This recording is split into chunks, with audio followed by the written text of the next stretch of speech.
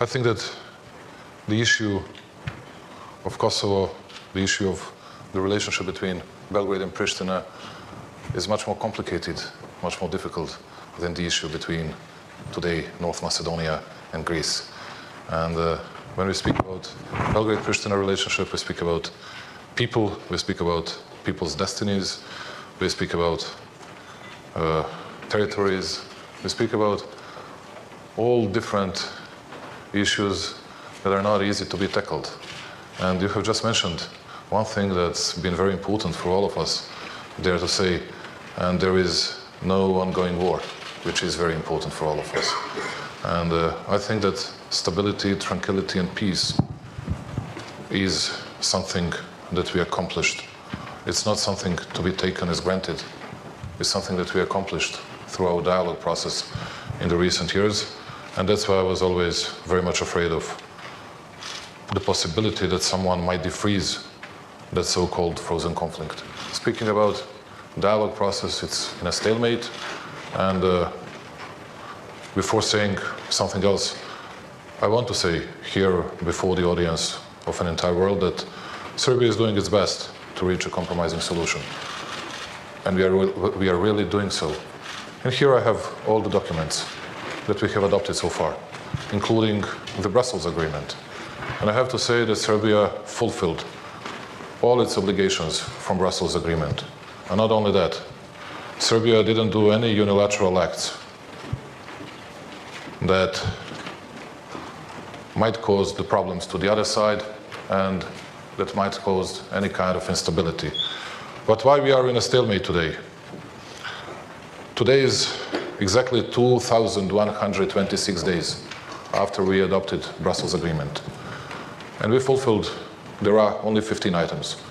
And from 7th to 15th item, there were all obligations of Serbia, and we delivered 100%. It means we participated in local and parliamentarian elections under the Kosovo law. We did, and we delivered on telecom, which means that they got their dial code. It means that we delivered on justice and judiciary issue, regional police, civil protection units. They had only one obligation to deliver on. That was Serb Community, Serb Association. Today is 2,126 day. They delivered zero, nothing at all. Even after that, we were begging them not to go, not to try to become a part of different international organizations and institutions. We were saying that should be a part of a dialogue. And you're going to fail, and that will spoil the atmosphere within your own public audience. They didn't want to listen to us, and they failed, trying to be a part of Interpol, UNESCO, and the other international organizations. Then they imposed anti-civilized, I dare to say, tariffs against Serbia, although they adopted all the rules and all the regulations regarding CEFTA's arrangement in 2006. And now it's exactly 102 days after they imposed those tariffs against Serbia. And regardless of, or in spite of international pressure, including Germany's pressure, European Union pressure, American pressure, not to mention Russia and China, they didn't deliver on that. They are stubborn, obstinate, and they always say, well, we'll do it after they recognize Kosovo's independence. They, it means Serbia. Then what happened later? Serbia didn't react. Serbia didn't react at all. We didn't impose any reciprocal measures. We didn't do anything against them. But what we are facing with? We're facing with a new platform that was adopted by so-called Kosovo government. And they adopted a platform which is anti-dialogue platform. That document stipulates that Kosovo should protect its territorial integrity, which is inviolable, inalienable, inseparable, and at the same time, Serbia will have to recognize Kosovo's independence, and furthermore, they should form a new tribunal for the Serbs and for Serbia that committed terrible crimes in Kosovo. And then there is my question, because I always hear from some of smarter Albanian politicians from Kosovo that we are close to an arrangement which is not close to the reality, because, you know, Pristina talks the talk but doesn't walk the talk. And what I can say, once again, why we are anyway part of a dialogue, why someone needs Serbia. Because they decided on everything. They just wait for our signature, they're going to get everything, we're going to lose everything, and then what? Do you really think that it's going to happen like that? Of course, it won't happen. And let me remind you on my first sentences that I pronounced here. Serbia is very dedicated, and we acted in a very responsible way, in a very serious way. When we say that we'll provide into deed something, we do it. Which means when we signed the Brussels agreement, I went to North Mitrovica. That was one out of 2 most difficult days that I've ever had. And I was booed by my own people, almost physically attacked by them. But I had enough courage to say to them that peace became the most important issue for the Serbs, because we are not afraid of our economic future. We had a good growth rate, 4.4%.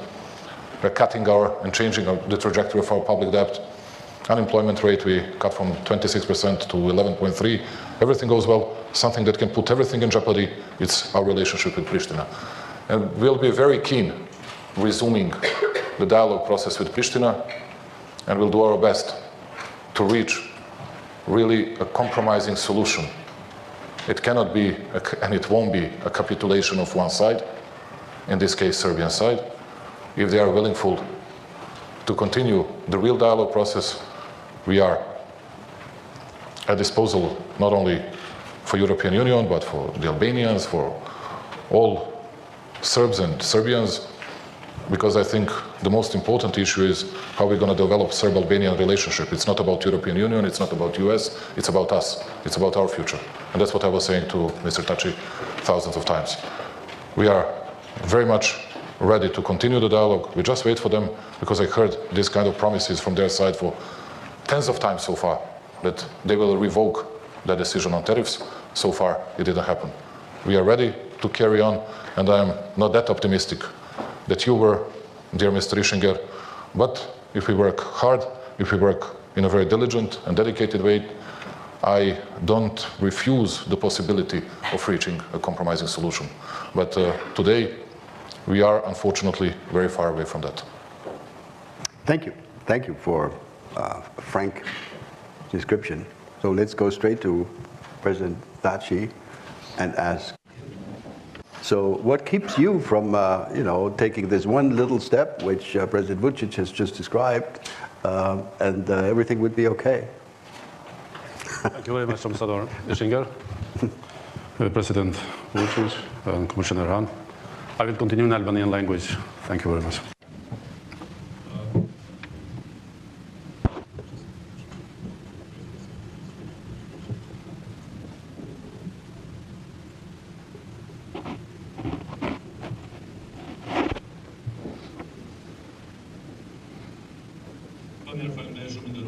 Once more, thank you for this opportunity, Ambassador Ischinger, to discuss about the future of the relationship between the state of Kosovo and the state of Serbia. It is the third time for me to be in a panel like this one, and on the 3 occasions we talked about Kosovo-Serbia relations. I am impressed with the agreement that Tsipras and Zaev have reached, and I believe that not only that we have one less problem in the Western Balkans, but it's a giant step in establishing lasting peace and stability in the Western Balkans. Therefore, I believe that it would be very stimulating for us, and it's our turn, actually, of Kosovo and Serbia to reach an agreement. I'm very much aware that the relationship Kosovo-Serbia is much more complicated and much more difficult one than the relationship or the discussion that Greece and Macedonia had. We have a very old problem between Kosovo and Serbia, and of course 100 years of animosity and hostilities. And as you all remember, with a very fresh period of the war of Kosovo in 1998-99. Today I was more planning to focus on the future of the relations between Kosovo and Serbia, Pristina and Belgrade, but let me also add some points about Brussels as well. In 2013, we reached the first agreement between Kosovo and Serbia in Brussels, and I still believe this was a huge success. Most of these agreements have been implemented or are being implemented, but implementation of agreements can only be when they are in line with the constitution and the laws of a country. Therefore, the messages that you just heard here are only slightly true. Also, what I would like to focus on immediately is where are we now? Where do we stand now? We are in a situation of a conflict, a frozen conflict, of a status quo that I believe that for Kosovo represents a regression, and it is vital that we move forward in finding a creative solution that would mean stamping one and for all the peace between Kosovo and Serbia. An agreement that will entail mutual recognition and, of course, Kosovo's membership in the Security Council, in the United Nations. President Vucic mentioned other points about Kosovo as well. Also, in the Brussels agreement, it was very clear that we should not be an obstacle for Kosovo, that nobody should be an obstacle for Kosovo membership in international organization. You all remember what happened in UNESCO or Interpol, and this has caused the reaction of Kosovo with the tariffs, that I continue to believe that the sooner it is suspended, it will give a chance to the dialogue between our countries, our people, and also will not give anybody any justification to condition the dialogue. The dialogue should continue without any conditions. We've had more than 100 reasons to put conditions to the dialogue, but we never did. We were always very generous to work to getting closer and to reach an agreement, final agreement. Of course, there are challenges between us, but what is very important, the Serbian community should not be used only for political gains by the Serbian state. We will work hard, and I wish that we see flexibility, creativity also in Belgrade, and that in weeks and months to come we find a final agreement that will preserve multi-ethnic character of Kosovo and of Serbia, that will conclude once and for all hostilities between Kosovo and Serbia, and not between Albanians and Serbs.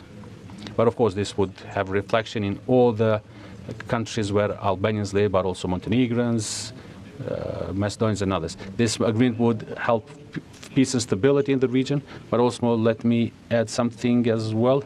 It has become almost like fashionable to mention the special court in every forum. Let me say that Kosovo has taken all its responsibilities for this issue together with United States and the EU, but everybody today asks who has been convicted for 13,000 civilian Albanians killed in Albania by the Serb forces, who has been convicted for 400 massacres committed by the Serbian state in Kosovo, or more than 20,000 victims of sexual violence by the state apparatus. This has not been done by Serbia. This has not been by the international community. Milosevic was in that, but we know how that finished. Nobody else was punished for. But let's focus towards the future. Otherwise, the victim, Kosovo is the biggest victim, the people of Kosovo who have suffered ethnic cleansing to the extreme. Thank you.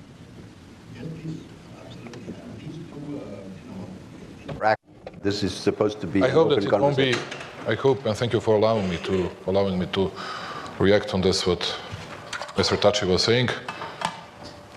First of all, at the beginning of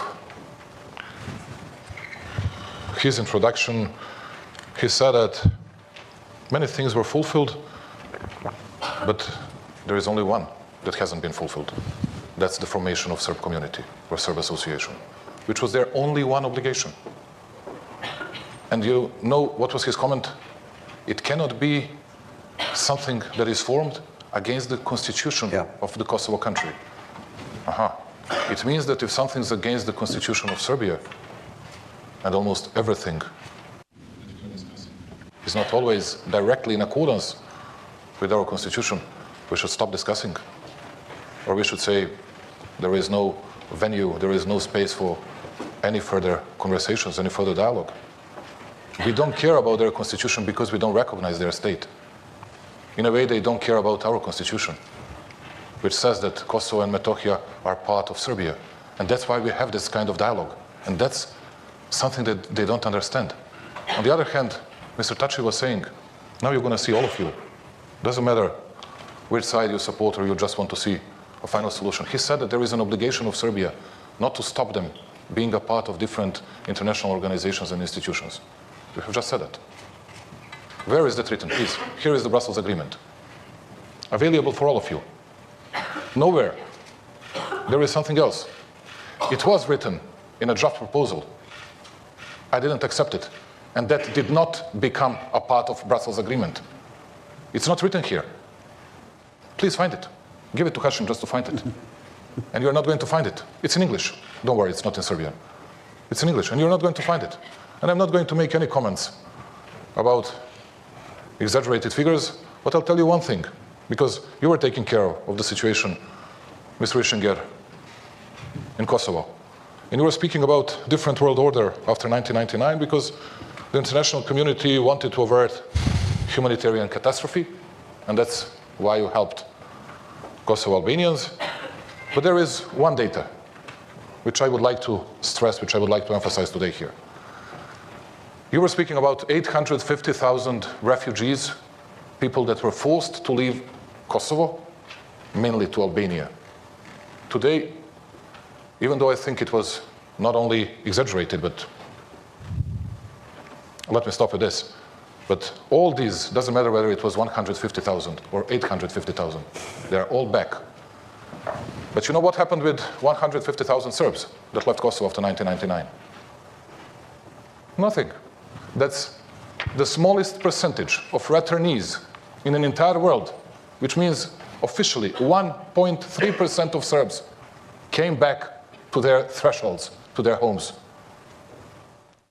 And when you speak about 1990s and atrocities done by one guys, I can speak for weeks about terrible atrocities committed against Serbian people. But here, and now I'm stopping here, I just showed you, because I'm very responsible and very serious man, just showed you an example, how they use something that became, you know, accepted by all international players, by all international stakeholders, like, you know, you Serbs are doing your best to revoke recognition of Kosovo in many countries. Yes, we do. But they do everything to get recognized by all the other countries. And Madagascar is by far the best example. They attacked us and they said, you see those bloody Serbs, those crazy guys, they were working very hard to revoke recognition of Kosovo, and they went to Madagascar, to Antananarive. Yes, we did it. But you know what happened the year before that? During our dialogue process, they got recognition from Madagascar. When they were doing that, it was a proper way of delivering good results for the dialogue framework. When we did the same, it was a bloody, terrible move by those stupid Serbs, and that's it. What I'm speaking here about, it's double standard approach. You cannot say to me today, dear Mr. Ischinger, and you know, doesn't matter that we disagree on many things. You know how much I appreciate you personally and respect you, and you know that we are very responsible, very serious, and very dedicated to this job. Because I can tell you something, we want to preserve this kind of economic growth. We want to see a bigger and a better pace for Serbia's future. And we want to resolve our problems with Albanians once for all. And we really want to do so. And I know that. Thaci knows that. But we need to have a reliable partner. We need viable solutions. We need someone who will not play the role for international community only. We need to do it between ourselves and for ourselves. And to tell you the truth, I don't care what would be the reaction of that international partner or another international partner. It's about us. It's between us. If we'll be able to create that axis of peace between Serbs and Albanians, two biggest nations of the Western Balkans, that'll mean peace for next 100, 200 years. That's why we are ready to invest all our efforts. That's why I'm personally very ready to risk not only my political career, but much more than that. And Johannes knows that. Much more than that. Just to try to reach a possible agreement, but it has to be a compromising arrangement. It cannot be that one side gets everything, the other side loses everything. We have to be both dissatisfied with that solution. That would be a win-win situation. Sorry that I showed a bit of, not mine, but Serbia's frustration over this dialogue process. And when someone says someone is putting conditions, we're not putting conditions. We fulfilled everything from that Brussels agreement. They didn't do only one thing they had to do. And after that, they imposed tariffs against us. And we are losing 45 million euros per month. And we are still calm, doing nothing against them. There are no reciprocal measures against them. You really think that we cannot harm them? And their explanation for their public audience and for the entire world is, we wanted to harm Serbia. Okay, congratulations, you did it. And we don't want to do that with them. We don't want to do that with anyone else. Because we are future-oriented, looking towards the future, and I'm ready, and Thaci knows that. I'm ready always to speak to them, always. And they didn't hear a single bad word about Albanian people from myself. Never, ever. Because we appreciate them, we respect them. We appreciate their interests, but we have our own interests as well. And someone should care about it also. Sorry that it took a lot of your time. Today I was really focused on the opportunities or possibilities for the agreement and discuss about the future. But let me still clarify two things before I go back to the possibilities for the agreement. Yesterday I read that President Vucic said that he will defend Serbia strongly here today in the panel, but I don't know what he has to defend today here. It's easy to create drama or to play a victim, but we cannot rewrite the history. The whole world knows the ethnic cleansing in Kosovo was conducted by State of Serbia, Serb police and Serb military, but also another reality. Since June 1999, we had NATO, KFOR, UN, OSCE in Kosovo, and part of the Serbs who left with the columns of soldiers and police that left Kosovo. The Association of the Kosovo Serb Communities, yes, we agreed to establish this association of municipalities with majority Serb community, but we agreed that it has to be in line with Kosovo constitution, Kosovo laws, and meeting all the standards for local governance. The misunderstanding is that Mr. Vucic still doesn't understand that I'm the president of a sovereign country. Kosovo is a sovereign country recognized by 116 different countries. I think that if it was easy to reach an agreement, others before us would have reached an agreement. It would not fall on us to work for an agreement. But I still believe, I still hope that even though it will be almost impossible to reach an agreement because the hostilities are very big, very deep, but still I continue to hope. And why do I hope? Because there is willingness to sit down and discuss. At least Mr. Vucic and I, we sit down and discuss. Those who are opposed to dialogue and peace even propose building a wall between Serbs and Albanians. We do have differences in our opinions, but at least we do talk to each other. We have expressed our willingness and wish to sit down, to discuss, and really to reach not a temporary but a permanent agreement that will bring recognition of Kosovo and membership of Kosovo in the United Nations. But I also know that this will not be a present. The recognition of Kosovo will not be a present from Belgrade to Kosovo. I know that it has to be a compromise that we have to discuss jointly, authorities of Pristina and authorities of Belgrade, with the leading role of the European Union. And why can we reach an agreement now? Because European Union is leading, and I invite all member states to be as much unique as they can in their support for the process. United States are very clear, and they have clarified this in the letters that President Trump has sent to Mr. Vucic and to me, again 2 days ago. But what is new is that in Rabi we didn't discuss about the agreement between Kosovo and Serbia, or in Vienna. But now we are discussing Kosovo and Serbia and expressing readiness to come to an agreement. Also, what is new and hopeful, though there are no guarantees, is that even Russia might accept an agreement reached between Kosovo and Serbia. This would mean global recognition of the agreement, and it would finally put a stamp on peace and stability in the Western Balkans. Therefore, unity of EU and US, I'm very convinced, will help us a great deal to reach an agreement between Kosovo and Serbia. We will build peace, though we will have differences, but Kosovo and Serbia can be a model like German Frank model of after Second World War. I know there is a lot of skepticism. There are those who are criticizing, but I don't hear any alternatives, any ideas how to move forward, how to overcome this status quo, this frozen conflict. I hear talking about Pandora's box, but in reality, in the Balkans, Pandora's box has already been opened, and it's exactly this agreement between Kosovo and Serbia that will help to close the Pandora's box. Leaders of the region, Montenegro, Albania, Macedonia, support our efforts. There are others who are only presenting ideas who really don't stand ground, who don't reflect the realities of the developments in the Western Balkans.